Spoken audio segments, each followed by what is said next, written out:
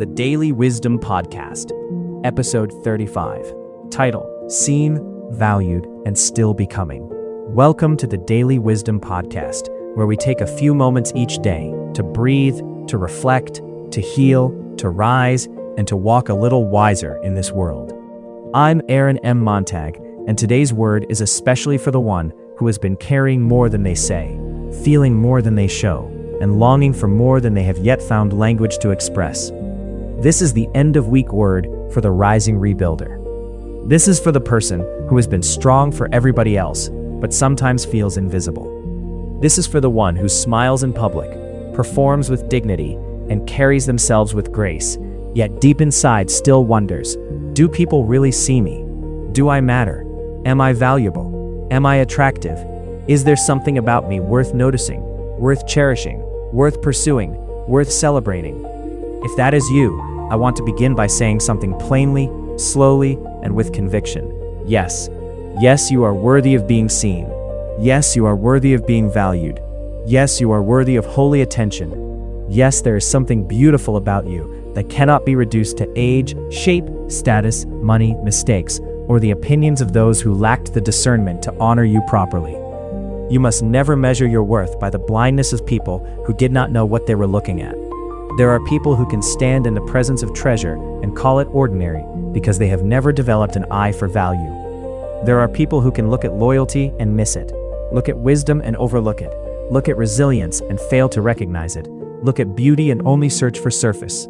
But their failure to recognize your value has never been proof that you had none. It has only been proof that not everybody is qualified to appraise what God has made. You, my friend, are not an accident. You are not leftovers. You are not the residue of disappointment. You are not what you were called in your worst season. You are not what rejection suggested. You are not what betrayal implied. You are not the label that pain tried to tape to your forehead.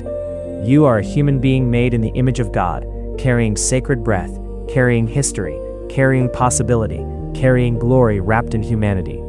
Genesis tells us that humanity was made in the image and likeness of God. Think about that. Before you had accomplishments, before you had applause, before you had the right outfit, before you had the right body type, before you had followers, before you had credentials, before you had money in the bank, you had dignity, you had worth, you had divine imprint, you had sacred value because God put something of Himself upon you. That means your worth is not man-made, it is God-given. And maybe that is why the enemy fights your self-perception so fiercely. Because if he can make you forget your value, he can make you tolerate what should have been rejected. If he can make you feel unseen, you may begin begging for crumbs in places where you should have been honored at the table. If he can make you feel unattractive, you may start dressing your soul in shame when God has already clothed you in worth. If he can make you feel unworthy, you may begin to sabotage the very doors heaven is trying to open for you. But today, we break that spell. Today we break the agreement with invisibility. Today we break the lie that says, because I have been overlooked, I must not be worth noticing. No, the devil is a liar. There are seasons when God hides precious things, not because they lack beauty, but because they carry too much value to be mishandled. A diamond buried in the earth is still a diamond. Gold hidden in rock is still gold. And some of you have mistaken hiddenness for worthlessness, when in fact, God has been preserving you, shaping you, and preparing you for a season when the right eyes, the right doors, the right community, and the right opportunities will finally meet the real you. You are not behind, you are becoming. I want to talk for a moment to the heart of the rising rebuilder. You are that person who has known pain, yet you are still standing. You have known delay, yet you are still believing. You have known disappointment, yet something in you still reaches for more.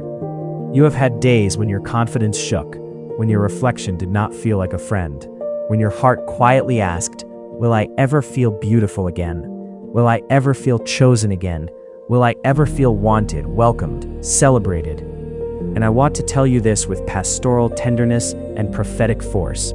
Not only can you feel that again, but you can feel it at a deeper level than before, because this time, it will not be built on illusion. It will be built on truth. Real attractiveness begins in alignment. There is a beauty that cosmetics can enhance, but only truth can sustain. There is a beauty that fashion can frame, but only wholeness can radiate. There is a beauty that attention can excite, but only identity can anchor. When a person begins to know who they are in God, when they stop apologizing for existing, when they stop shrinking to fit broken spaces, when they stop calling themselves what the curse called them, when they stop rehearsing insult and start speaking life, something happens. Their face changes, their posture changes, their voice changes, their energy changes, their presence changes. Because confidence rooted in truth is one of the most attractive things on earth. Psalm 139 says, "We are fearfully and wonderfully made, not partially made, not accidentally made, not regrettably made, wonderfully made." That means there is wonder in you, there is design in you, there is intention in you, there is something about your existence that heaven did not rush.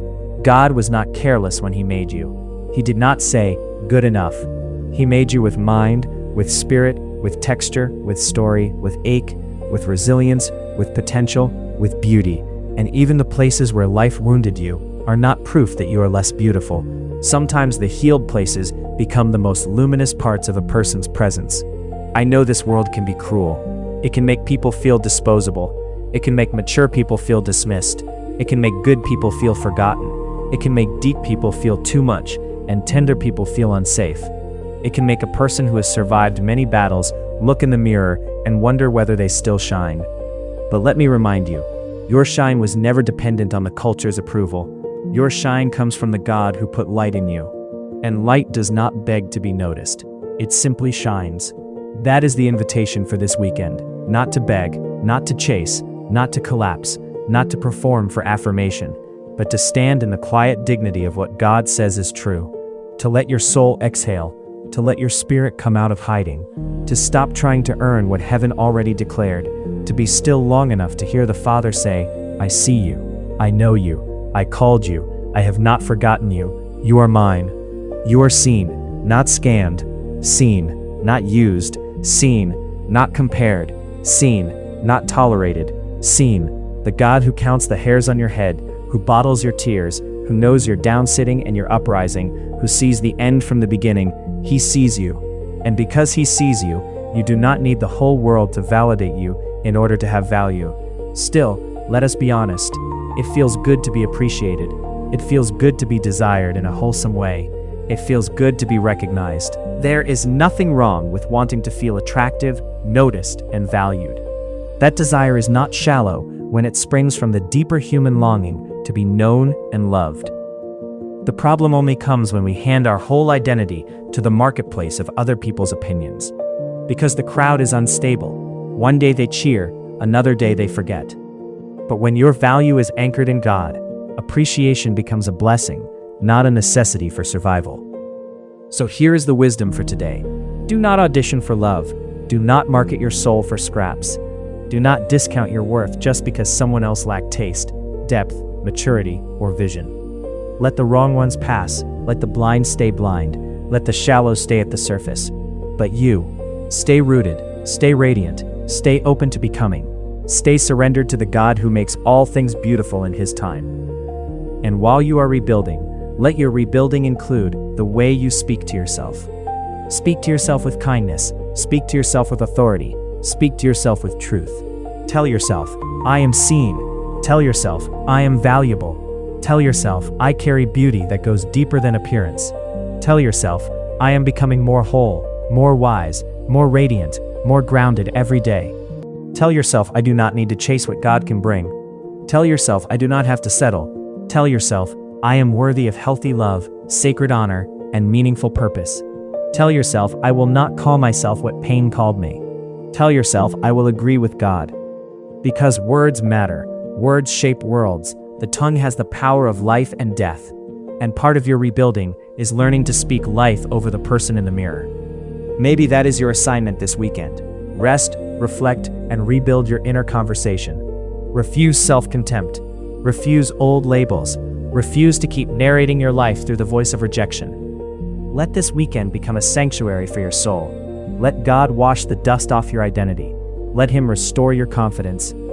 Let Him remind you that even now, after all you have been through, there is still something deeply attractive about a person who has survived, learned, softened without breaking, and kept enough faith to rise again.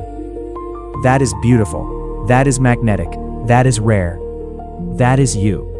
And because this is the Daily Wisdom Podcast, I want to leave you with this. Wisdom is not only knowing how to make money, build influence, and navigate life. Wisdom is also knowing how to honor the self God entrusted to you. Wisdom is refusing to despise what heaven designed. Wisdom is learning to see yourself through the eyes of truth. Wisdom is understanding that your healing, your identity, your confidence, your purpose, and your voice all belong together. That is why the work we do at MX3 Motivational Books matters. We create books and resources for people just like you. The one rebuilding after pain, the one reaching for clarity, the one hungry for transformation, the one tired of living beneath their identity, the one who knows deep down, I was made for more. If today's words stirred something in you, then do not leave that hunger unattended. Feed it, strengthen it, build with it. Visit the bookstore at mx3motivationalbooks.com. Go there not merely to buy a book, but to invest in your becoming, to invest in your healing, to invest in your inner language, to invest in your confidence, to invest in your future. There is wisdom there for your mind, language there for your rebuilding, and truth there to help you rise. This has been the Daily Wisdom Podcast, episode 35. And to every rising rebuilder listening to me right now, hear me clearly before we go. You are attractive in ways deeper than appearance. You are seen by the God who made you, and you are valued beyond what this world has properly paid you. Do not quit. Do not shrink. Do not disappear. Rise, rebuild, and remember who you are. Every day, in every way, let's get better.